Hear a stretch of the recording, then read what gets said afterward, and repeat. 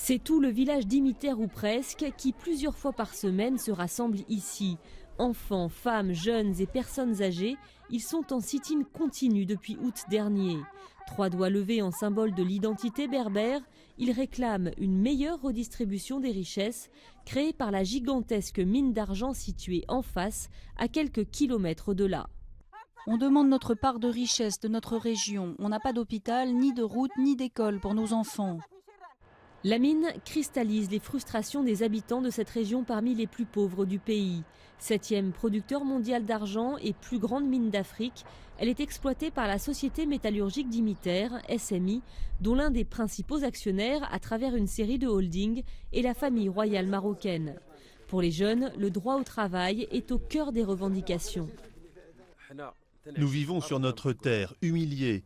Et maintenant, le temps est venu que ça change et qu'on nous donne la priorité dans notre propre région.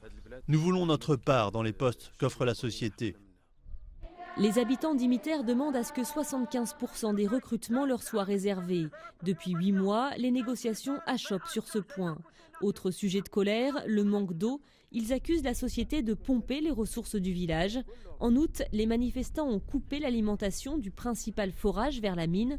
Depuis, ils campent à proximité pour éviter qu'il soit remis en fonction. Même durant la grande sécheresse de 1986, toutes les régions ont souffert de problèmes d'eau, sauf Imiter. C'est en 2004, lorsque la mine a fait ce nouveau forage, que l'eau a commencé à baisser peu à peu. Et la production agricole aussi. Depuis que les habitants ont fermé la vanne, les niveaux d'eau sont remontés. De nombreux agriculteurs se plaignent d'une baisse de leur production et d'un manque d'eau potable. La société, elle, réfute. Il y a eu une étude d'impact sérieuse qui a été faite et qui a prouvé qu'il n'y a aucun lien entre les forages qu'on a fait et le système d'irrigation actuel.